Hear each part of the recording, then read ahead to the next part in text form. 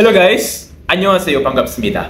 Okay, so sa video po na ito is i-share ko lamang po sa inyo yung naging karanasan ko po sa pag-take ko ng final exam sa KIIP, yung Korea Immigration and Integration Program. Okay, so for the information of everybody, yung KIIP po is a program ng Korean government na kung saan yung mga foreigners sa Korea is pwedeng makapag-aral sa pinakamalapit na universities for free. Ano yung pag-aaralan? Yung Korean language and culture, and at the same time, yung Korean society. So, yung programang ito, meron po siyang 5 level, level 1 to level 5. So, yung level 1 and 2, beginner Korean, level 3 and 4, intermediate Korean, and then yung level 5, ang topic dito is Korean society. Yung Korean law, Korean politics, economy, government, ano pa ba? History, geography, culture. So, basta related siya sa Korean society.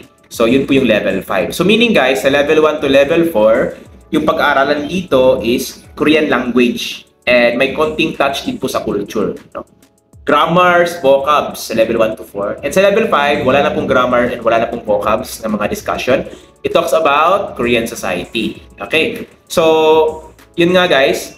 Maganda itong KIIP. Bakit? Kasi yung benefit po niya is pag natapos po yung program, makakatulong po siya in the future when you apply for residency visa or for other long-term visa.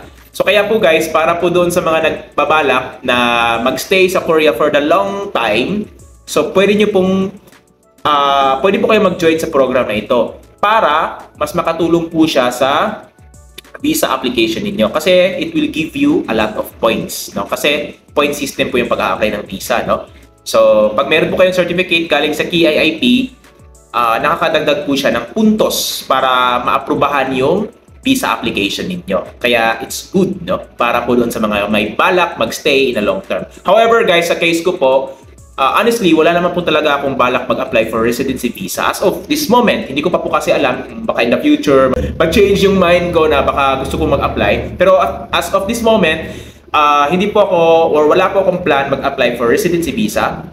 I studied the KIIP for the main purpose na gusto ko lamang po mas matuto pa, and at the same time, mas ma-experience ko po, no, kung paano talaga yung Korean education system. Paano sila magturo, paano yung feeling kung may kaklase akong ibang lahi, paano makikipagsalamuha sa iba, ganun, para mas ma-improve pa yung, kumbaga yung self ko po when it comes to dealing with other nationals, ganun, no?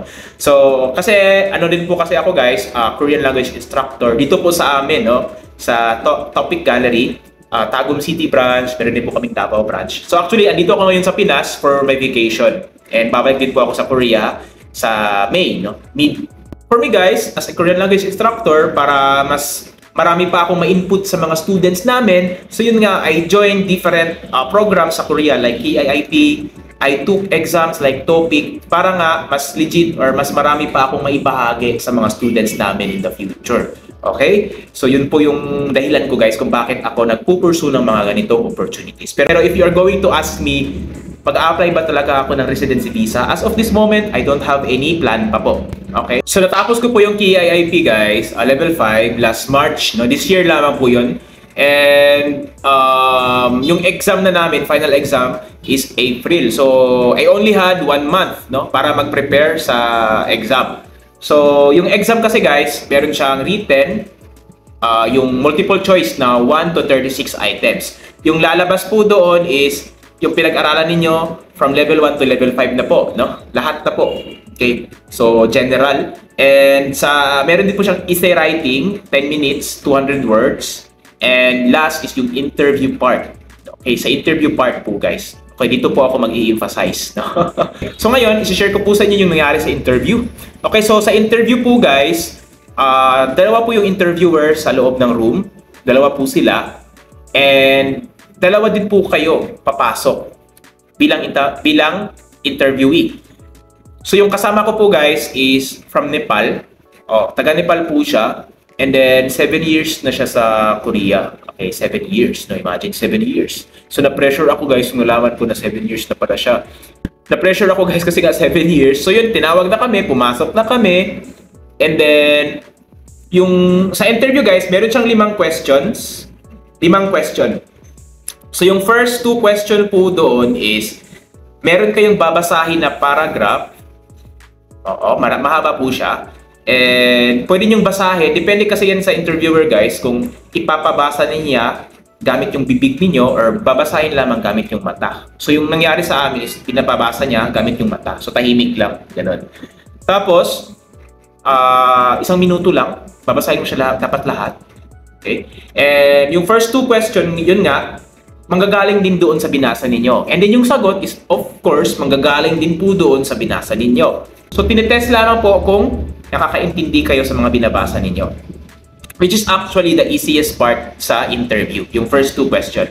Okay, so yung yung lumabas doon guys is yung talks about the smartphone or the cellphone ngayon, no? So, yung question doon is, na tinanong sa akin, ano daw yung rason kung bakit dumarami na ngayon yung gumagamit ng smartphone. Tapos tinatanong din po doon kung ano yung advantage at saka disadvantage sa paggamit ng phone. Tapos tinanong niya pa ako guys, what if maging addict yung isang tao sa phone? Ano yung magiging disadvantage niya? Ano yung magiging mangyayari? So tinanong niya sa akin yun. Okay? So, magkaiba po kami ng tanong guys. Yung tanong sa akin is iba po yung tanong doon sa kasama ko po. Hindi po pwedeng magkapareha. So, may pangatlong tanong is, yung third question guys, dito po mangyayari yung comparison ng Korea at saka ng Philippines. Depende po sa topic, no? So, yung topic ko po is Korean education system versus Philippine educational system. So yun po yung nangyari, yung pinagko-compare ko po siya. So ano daw yung kaibahan ng Korean at saka ng Philippine education system? At ano din po, may follow-up question pa, ano daw po yung kumbaga yung special feature, something like unique. Okay, something like unique sa Philippine education. So yun po yung nangyari, yung pinagko-compare ko po doon, no? And then sa pang 4th and pang 5th question, ito na po yung guys, yung pinaka-technical kasi dito is talagang yung sasagot mo talaga is talagang based talaga siya sa book na binasa mo. Okay? Based talaga sa knowledge about sa level 5. Kasi yung number 4 and 5 question is talks about the Korean society. Doon sila kukuha sa book. Okay. So doon sa number 4 guys, pina-explain nila sa akin yung QUA mo or yung duty to study ng mga Korean. So ilang years ba kailangan mag-aral? Yun nga, from 6 years sa Chunghakyu and sa Chunghakyu is 3 years. Tinanong sa akin yun. So mga very specific part, ilang years. So doon sa interview part guys, overall experience, okay po siya, nakaka-excite at the same time nakakakaba. Kasi guys, natapos ko po siya lahat. Nasagot ko naman po siya lahat.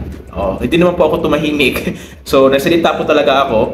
Pero yung nangyari kasi guys, after the interview, mas naalala ko kasi, may mas tama pa na sagot. Na yun sana yung sinagot ko. Kasi yung nangyari sa actual interview, kasi yun na nga wala nang tayo mag-isip, diretso-diretso na. So yung ginawa ko is kung ano na yung masasabi ko, yun na yun. Basta related siya sa topic. Which is okay na naman. Pero may mga kasi guys, may mga specific kasi na sagot na yun talaga dapat yung isasagot mo, na yun din yung hinahanap nila. And sa interview guys, hindi mo naman talaga dapat kailangan pahabain yung sagot mo. Basta matumbok mo lang yung hinahanap nila, yun na yun, malaking points na yun. Gusto nila yung direct to the point. So yun guys, after 1 week, April 26, one day before my flight, papunta dito sa Pinas for vacation, kasi 27 ako magpa-flight. So 26, lumabas na yung result. So sa isip ko guys, pag bumagsak ako, uuwi ako ng Pinas ng sad. No? Magbabakasyon ako sa Pinas ng may halong lungkot kasi bagsak ako eh. However, pwede rin naman ako mag-take in the next SEM. No? However, yun nga, mag-i-invest na naman ako ng other time. Advantage din naman kasi mauulit po yung mga topics. Meaning, mas matututo ka pa. Pero glad guys kasi lumabas siya alas 4 ng hapon. Pagtingin ko po sa account ko, yun pumasa. Congrats. Hindi ko po talaga in-expect guys na ganun po yung naging experience ko na pumasa ako sa exam. So sa isip ko, nag-prepare din naman ako kaya deserve ko din naman pumasa. Okay? So yun nga guys, ayun may share ako. Ito po yun. Meron dalawang certificate, yung ISU Zeng or yung Certificate of Completion. I studied the KIIT course doon po sa Konyang University. Was very thankful po sa university na yon. Yun po yung nagbigay sa akin ng way para makapag-aral. Tinanggap nila ako. Kasi paunahan po yung slots, guys, no? Sa pag-a-apply ng KIIT, paunahan po siya ng slots. So I'm very glad kasi natanggap ako. Actually, guys, I was on the waiting list kasi kapag apply ko, puno na agad lahat. Ang bilis mapuno.